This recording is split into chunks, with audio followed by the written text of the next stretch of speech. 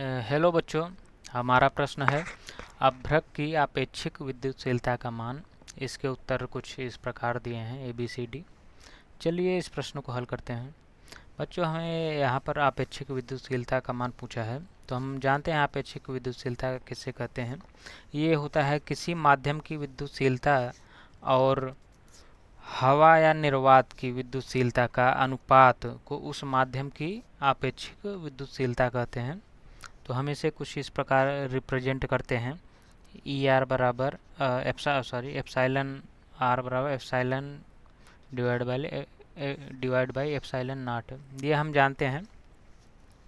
ये होता है आपका माध्यम का विद्युतशीलता, ये होता है एयर या वैक्यूम का माध्यमशीलता। तो इन्हीं दोनों के अनुपात को हम आपेक्षिक विद्युतशीलता करते हैं।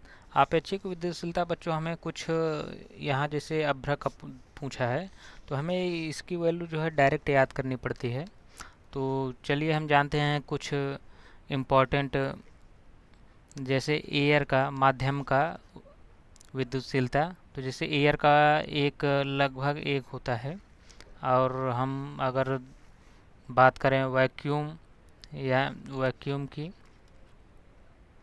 तो वैक्यूम यानी निर्वात, तो निर्वात का भी एक होता है। इसी प्रकार अगर हम कुछ और देखें, जैसे पानी तो पानी की जो है, पानी में टेम्परेचर के साथ इसका जो है विद्युतशीलता वेरी करता है।